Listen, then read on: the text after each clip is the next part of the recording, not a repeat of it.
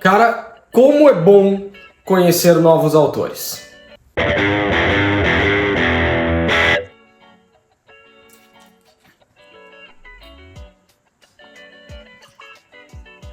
Fala pessoal, sou o Andrew do Arsenal Books e hoje eu tô aqui para falar sobre um autor que eu tive meu primeiro contato esse ano.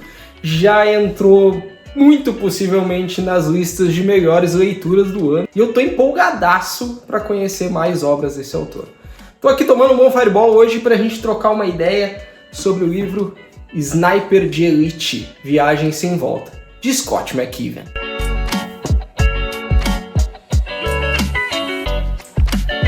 Bom pessoal, para quem não conhece o Scott McKeevan, assim como eu mesmo não conhecia o autor, ele é famosíssimo, principalmente nos Estados Unidos, por ter escrito o livro Sniper Americano, que depois ganhou as telas aí do cinema e fez um barulho absurdo em 2015, com um filme de mesmo nome dirigido pelo Clint Eastwood e estrelado pelo Bradley Cooper. Inclusive, o Scott McKeevan ele acabou sendo indicado ao Oscar nesse mesmo ano e por essa mesma obra como o melhor roteiro adaptado. Então, assim, embora a literatura dele não seja muito conhecida aqui no território brasileiro, nos Estados Unidos ele é um nome bem forte, tá? E, obviamente, todo mundo que acaba tendo uma indicação aí pro Oscar sempre ganha um certo destaque, tá? E obviamente, eu não tive ainda a oportunidade de ler Sniper Americano, mas eu vi o filme e é simplesmente sensacional. Mas hoje o nosso papo é sobre esse cara aqui, Sniper de Elite, Viagem Sem Volta. E pessoal, a minha ideia aqui primeiro é apresentar uma breve sinopse sobre o que trata Sniper de Elite. Esse que é um primeiro volume de uma série que conta com mais livros, infelizmente não são tão simples de achar no Brasil, mas a gente ainda consegue ir garimpando, tá? Eu inclusive estou com outro volume que eu peguei por aqui, que é o Sniper de Elite América Sitiada. É importante que essas são séries de livros que contam com o mesmo protagonista atuando nessas obras. Eu não consigo ainda dizer para você se elas têm uma ligação direta, se é indispensável ler uma para depois conhecer a outra. Eu não tomei conhecimento disso, fui direto nessa obra sem me aprofundar muito e assim, zero problema, tá? É um romance que funciona por si só, não precisa de nenhum outro complemento, a não ser, é óbvio, um pouco de base histórica aqui, porque dá um ganho substancial para essa obra. Mas falando da sinopse em si, aqui a gente vai acompanhar o Gil Shannon, né? E o Gil Shannon ele é um dos grandes ali operadores da Marinha Americana, dos SEALs. Aqui é engraçado porque vai surgir tanta sigla, tanta divisão, subdivisão dentro da Marinha Americana, dentro do Exército, que a gente acaba até ficando meio confuso, mas o Scott McKeevan ele é didático nessa apresentação. Mas aqui a gente acompanha o Gil Shannon, então, que é esse comandante aí dentro de uma equipe de SEALs da Marinha Americana. A gente conhece ele vivendo sua vida de civil nos Estados Unidos, ele cuidando do rancho dele com a família. A gente conhece um pouco dessa rotina dele do dia a dia mais normal, por assim dizer, e ele acaba voltando para cumprir o seu dever no Afeganistão quando a piloto de helicóptero americana Sandra Brooks ela é capturada em um ataque surpresa, em um momento de treinamento do exército americano. Ela é capturada pelos talibãs e feita refém, para então a gente entrar nas conspirações, principalmente políticas, que motivam esse sequestro e como os talibãs pretendem usar a figura da Sandra Brooks a seu favor para enfraquecer, obviamente, o militarismo americano e também ganhar força um determinado grupo ali dentro dos talibãs. Tá? Então a gente tem todo esse contexto, obviamente, da guerra do Afeganistão muito entremeada aqui dentro da obra. E aí, pessoal, eu proponho de a gente falar um pouco sobre esse conflito do Afeganistão, né?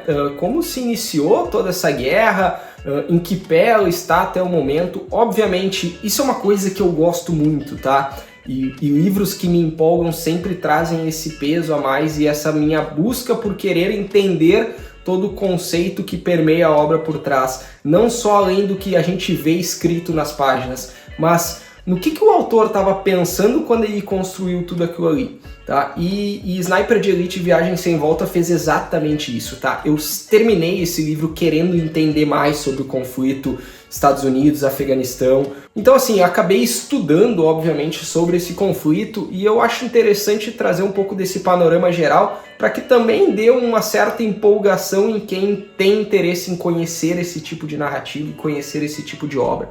Beleza? Então bora falar um pouquinho sobre esse conflito. Bom, e é óbvio que a gente tem todo esse contexto a partir dos anos 2000 que está muito entremeado no nosso cotidiano, porque a partir dali a gente já teve uma questão de televisionamento dessa guerra muito mais forte, mas a gente precisa voltar um pouco no tempo para entender como é que a gente chegou, né, nos dias atuais com esse conflito ainda vigente de certa forma, tá? E foi no final dos anos 70 que ocorreu um golpe socialista em território Afeganistão.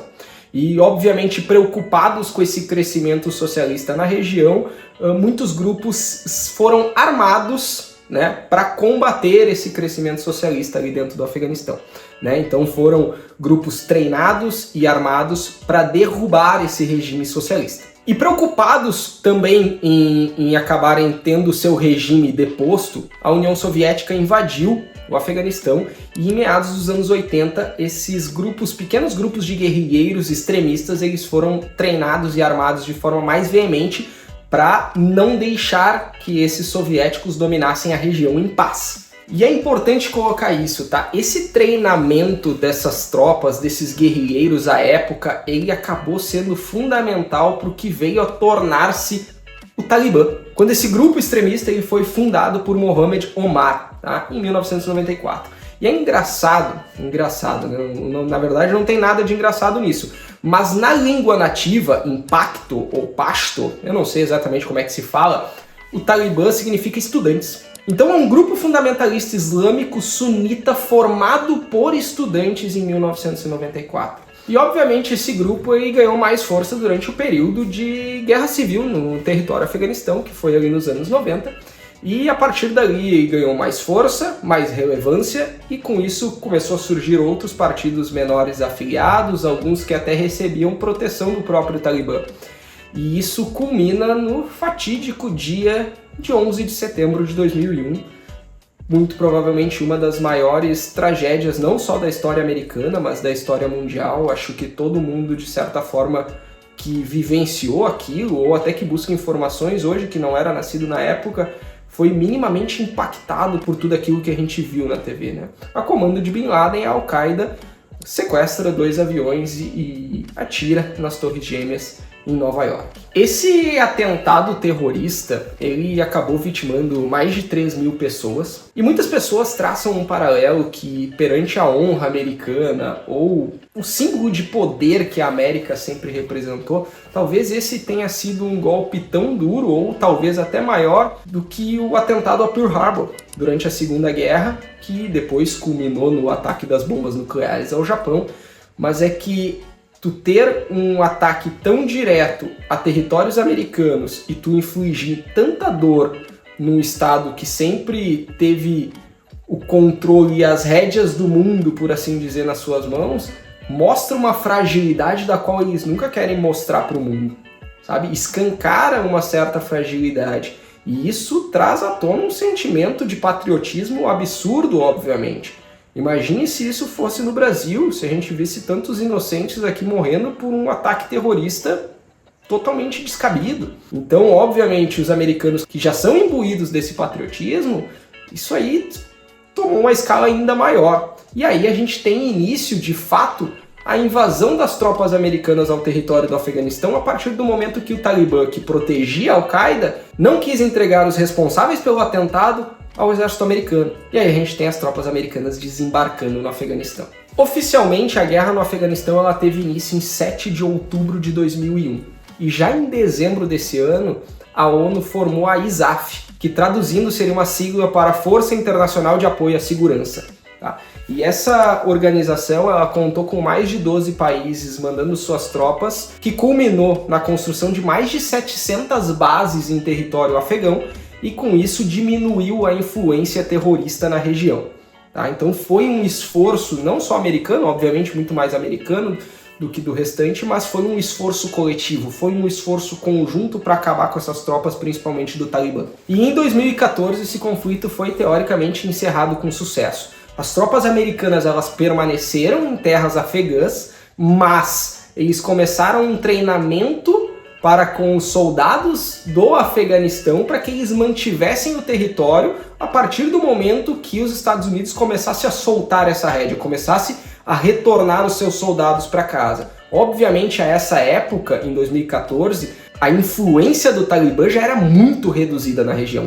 Tanto que em 2015, a ISAF, aquele grupo formado pela ONU, ele se desfaz. Só que a partir desse momento que aqueles talibãs remanescentes que se refugiaram nas montanhas, principalmente do Afeganistão, ganharam mais força, até que eles começaram a retornar. E aí começou de novo todo o conflito. Só que em 2021 a gente viu as tropas americanas sendo retiradas de território Afeganistão. Isso já era um planejamento, tá? Só que aí a gente culminou naquelas cenas horrendas que a gente viu, principalmente das pessoas de bem, vamos colocar assim, do Afeganistão, que tentaram fugir do país de penduradas em aviões e caindo. A gente viu cenas horrorosas muito recentemente desse conflito, né?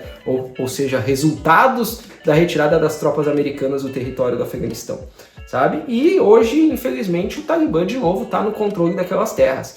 Então, assim, o que o futuro nos reserva, infelizmente, a gente tem que aguardar.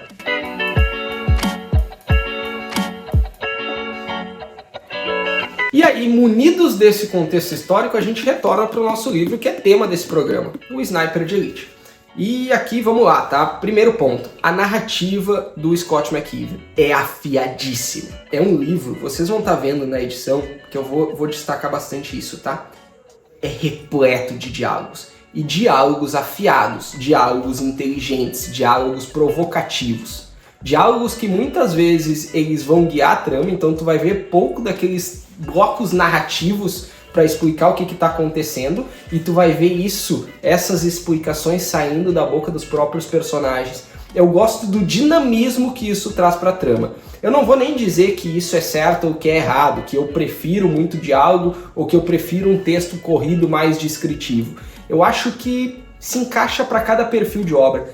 E aqui, principalmente, como a gente tem um senso de urgência muito grande, putz, funciona bem pra cacete, tá? Porque assim, a partir do momento que a gente tem uma piloto de helicóptero do exército americano sequestrada pelo Talibã, vocês conseguem imaginar o que esses homens fazem com essa mulher. As torturas, as filmagens enviadas pro país natal dela. A Sandra tem marido. Como a família da Sandra pode receber isso? Como que o povo americano vai receber isso vendo uma das suas em posse do Talibã? E como esse senso de urgência é latente em toda a obra, essa construção que o Scott McKeever faz, basicamente formada por diálogos, assim, o livro transcorre que é uma beleza. É muito rápido de ler, embora ele tenha aí suas 400 páginas, tá? É um tirambaço, assim, porque tu não consegue parar. Uma página puxa a outra, um conflito puxa o outro, sabe? E assim, agora eu vou deixar um parênteses aqui. Vocês sabem, eu já falei em outros vídeos, que eu sou muito fã de Bernard Cornwell. Cornwell é um dos meus autores favoritos. E o Cornwell, ele que escreve ficção histórica, ele é muito famoso e reconhecido como sendo um grande construtor narrativo de cenas de batalha. E aí a gente olha, obviamente, para o cenário histórico, mais para a área medieval. Só que assim, o Scott McKeever construindo uma batalha em um terreno hostil no Afeganistão, utilizando da tecnologia militar que a gente tem atualmente, é tão sensacional quanto. É de tirar o fôlego. Isso aqui, assim, tem vezes que tu prende a respiração junto com o Gil Shannon para dar o tiro que ele tem que dar. Porque ele não pode errar. Ele não tem margem de erro. Isso é assim, de novo, a gente entra na parte do patriotismo americano. Muitos podem achar clichê, chato, esses exércitos de um homem só. Isso tu não encontra aqui, exército de um homem só. Embora tu tenha cenas bem fodas do Gil Shannon. Mas assim, ele mostra também os soldados cometendo certos erros. Ele mostra os soldados perdendo as esperanças. Ele mostra os soldados tendo que agir contra o que eles foram treinados para fazer. E aqui, obviamente, o Scott McKeever ele aproveita para trazer diversos dilemas psicológicos, sociais que tu enfrenta durante um conflito. Existe uma passagem com uma... leiam, eu não vou falar. Essa passagem, assim, te faz refletir, te faz entrar na cabeça do Gil Shannon e assim, tá, e aí, o que tu faria? Putz, é sensacional. E aí eu entro numa outra provocação, porque eu tento entender por que esses livros saíram de circulação no território brasileiro. Cara, é difícil tu achar esses thrillers militares disponíveis nas plataformas digitais para compra, sabe? Eu particularmente tô falando de mídia física porque eu gosto muito, né? Na mídia digital geralmente é um pouco mais fácil, mas mesmo assim na mídia digital alguns clássicos desse gênero tu não encontra. Então por que a gente parou de publicar Tom Clancy? Por que a gente parou de publicar Jack Higgins? Tu encontra edições antigas. Poxa, tem autores despontando lá fora, tem um em específico, Jack Carr. Tá? O Jack Carr, ele é, eu acho que a nova leva desses escritores. Ele é da geração filhos de Tom Clancy, sabe? E o Jack Carr talvez vocês não conheçam porque ainda não tem nenhuma obra publicada dele aqui no Brasil, mas a gente teve uma adaptação chegando pela Prime, que é o The Terminal List, que conta inclusive com o Chris Pratt. É sensacional essa série. Saiu a primeira temporada e agora vai sair uma nova que vai ser uma prequel. Vai se passar antes de The Terminal List. Olhem essa série na Prime, vale muito a pena. Mas o grande ponto que eu levanto aqui para questionamento do porquê que a gente não recebe mais isso é: será que não tem público? Será mesmo? Ou é essa questão do patriotismo que incomoda muito? Ou é essa questão de daqui a pouco essas obras, elas não se encaixam no politicamente correto de hoje em dia? E aí, por que a gente não republica? É por isso? Assim, eu vejo Scott McKeevan lá fora sendo muito bem falado, eu vejo Jack Carr vendendo pra cacete lá fora. Será mesmo que a gente não tem público aqui no Brasil para retomar esse gênero? De novo, tanto esse quanto esse, 2 Sniper de Elite, eu peguei no sebo aqui da cidade. O sebo Alquimia aqui em Novo Hamburgo, Rio Grande do Sul. Porque é difícil tu achar. Esse aqui eu até sei que tá na Amazon. Esse tem disponível na Amazon. Esse aqui, América Sitiada, não tem mais, tá? Eu vou deixar, obviamente, o link de compra desse livro na Amazon. Comprem se vocês tiverem interesse pelo link, porque ajuda demais o trabalho feito por aqui. Esse aqui eu sei que tu ainda encontra na Amazon. E assim, se vocês gostam dessa questão de thriller militar, se vocês gostam de histórias de guerra, se vocês gostam de serem inseridos em um conflito que, querendo ou não, ainda permeia o nosso dia a dia, putz, vai aqui sem erro, tá? Scott McKeevan é uma paulada.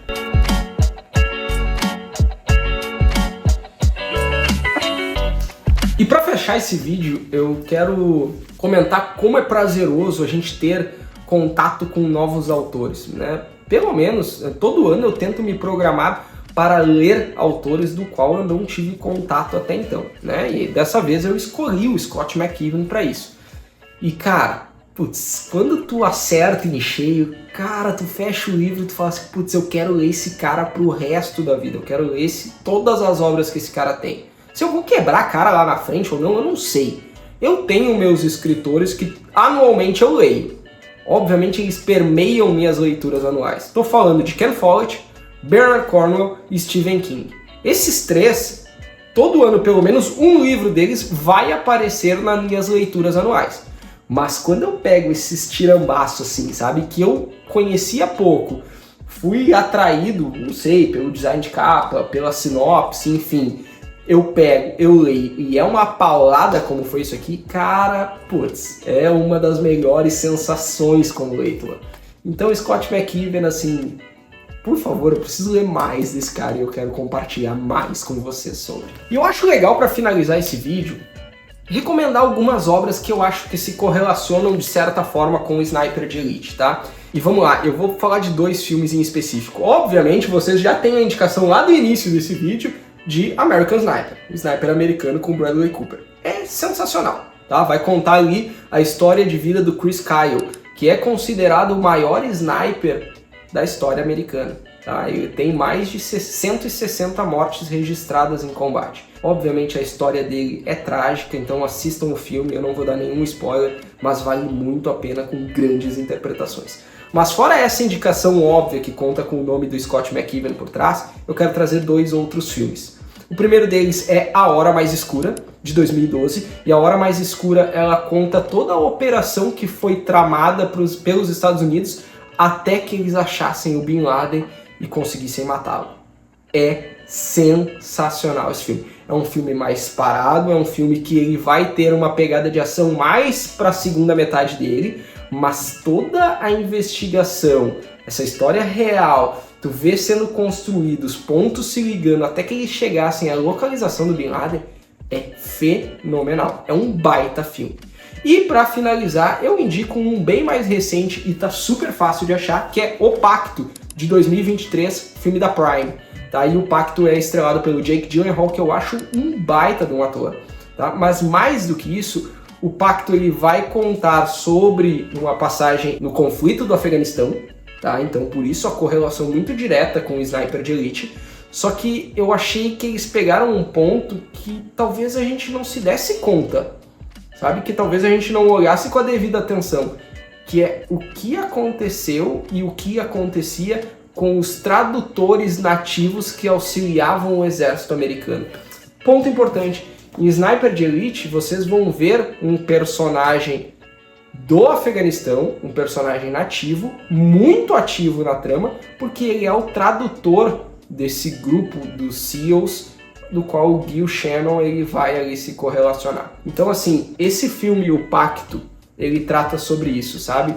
Obviamente tem toda uma história ali de lealdade, enfim, né? É um filme bem dramático, por assim dizer, mas ele vai contar e vai trazer, assim, sabe, um pouco de atenção para esses personagens dessa guerra.